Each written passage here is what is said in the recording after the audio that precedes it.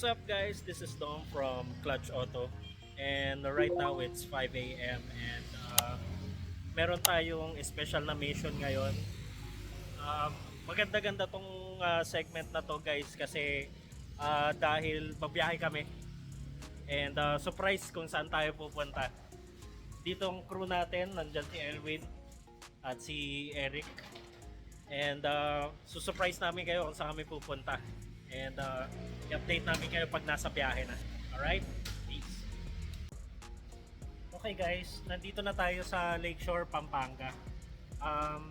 Kanina sinasabi ko surprise yung pupunta natin. Pupunta tayo sa Bataan dahil meron tayong gawa. Actually may home service request. Long time client na natin to. Nag-request siya na puntahan namin. So yun ang gagawin natin. Kasama natin yung boys. Ito si Elwin, si Eric. Malupit na mga detailers yan ng Clutch Auto. So magbe-breakfast lang kami rito sa Lakeshore, tapos biyahe na uli kami. Pakita ko sa inyo guys yung view, napakaganda ng view sa papuntang Bataan. Para lang may pang montage tayo, di ba? So kain lang tayo guys. Be right back.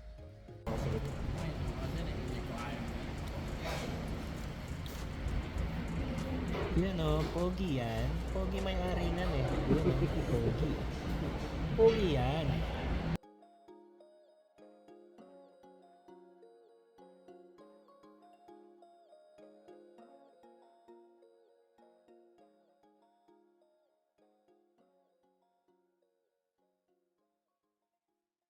Hey guys, nandito na kami sa SAP Chalet.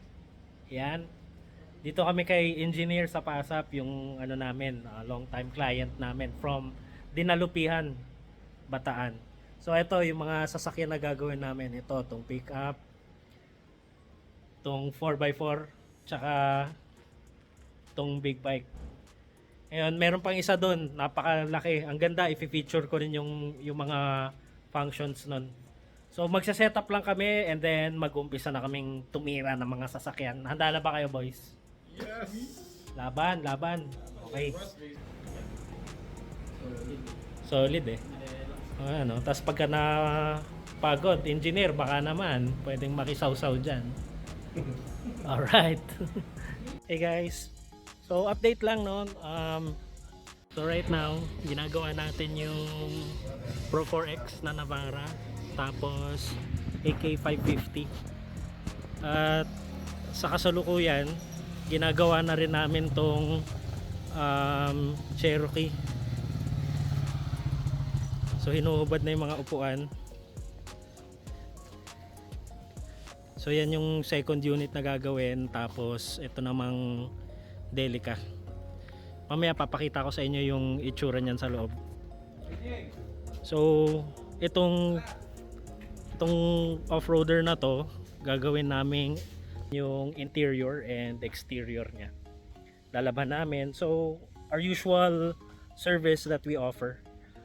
This time nga lang nasa home service kami. Ganda ng lugar na to guys, tambayan talaga. So mga artista pumupunta rito. Later magtutur tayo sa loob ng SAP Chalet. Yan.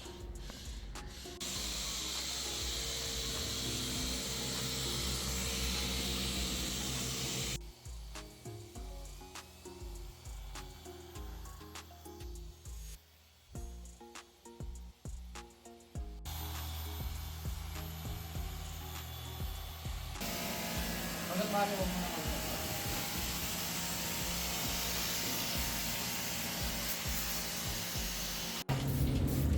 bubula kasi ito.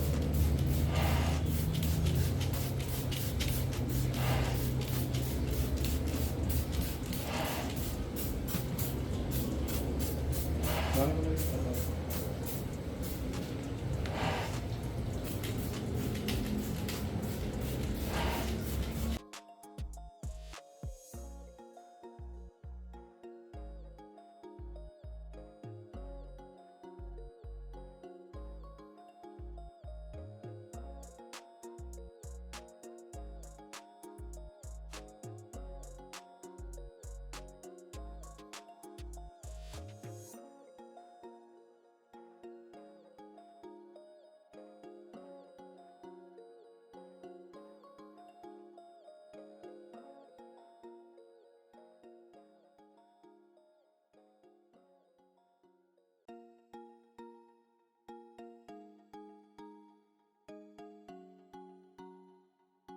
Hey guys, so tapos na yung Navara.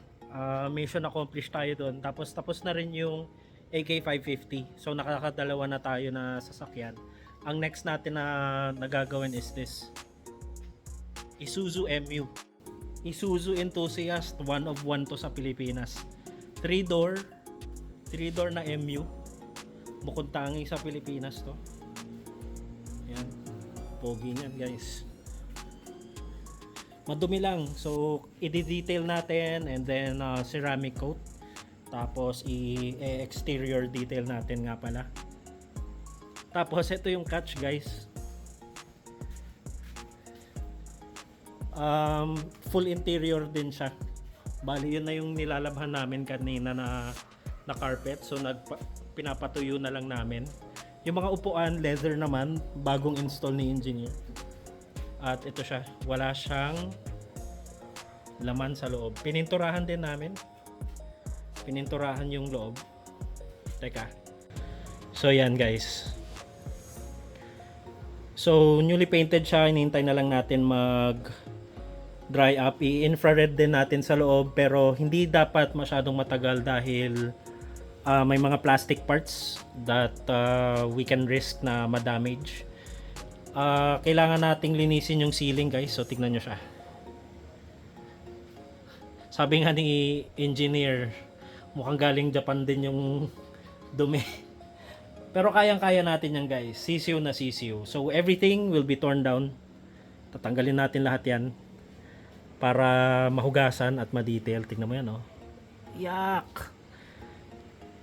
So try natin i-overtime to. And this is going to be the third unit na gagawin namin. Medyo matindi-tindi rin to. And then later on gagawin din natin yung Mitsubishi na 4x4 na van, yung Delica. So unique din yun. Papakita ko rin sa inyo yung feature. It's a full camping apocalypse type na sasakyan. Naka-lifted din siya and everything. So gagawin din natin yon guys. So unahin natin to, alright? Peace. Alright guys, ito yung next naming i-detail at i-coat. Mitsubishi Delica, fully customized. So sa taas meron yang ano yung tent no, engineer? Pop-up tent, tapos meron pang viewing deck sa taas. Yan, so yung water tank niyan meron din sa ilalim, so hindi lang ito. 4 na ganito sa taas. So ibig sabihin in total 100 liters. 'Di ba? At hindi lang natatapos diyan. So bukod sa taas, meron dito, kita nyo may lona. So ginawa ni engineer yan para shower room. So pagka zinip up mo yan, ano yan, pwedeng dressing room, shower room, and CR. So may total privacy ka pa rin pagka nagka-camping ka. Hindi ka mag-iisip kung saan ka tatago para magbihis o kaya maligo. Now pagka dito sa side na to, merong awning. Gaano kahaba to? Parang 3 meters to, engineer. 3x3. So aabot yan hanggang dito. Mga ganyan, 3 meters. And then pwede mong lagyan ng tent sa dulo. So extended place for rest din. Ito ang malupit guys sa loob. So mag-umpisa tayo sa taas no, kasi fully loaded tong features nito. So bukod sa meron siyang cabin lights, meron kang reversible na exhaust fan, papasok at palabas. And dito so may mga electricals, may inverter na rin si engineer para makapag kabit siya ng mga electricals. And then kabitan yan, actually lalagyan ng aircon yan. And then meron kang table dyan for work or anything, and then may cabinet ka to store your things.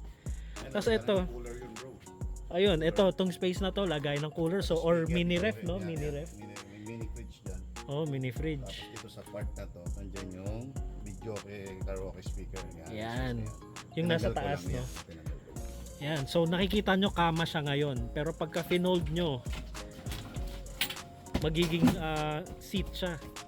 Kasya 3 dyan na bata siguro or 2 adults. Yan. And then meron din dito.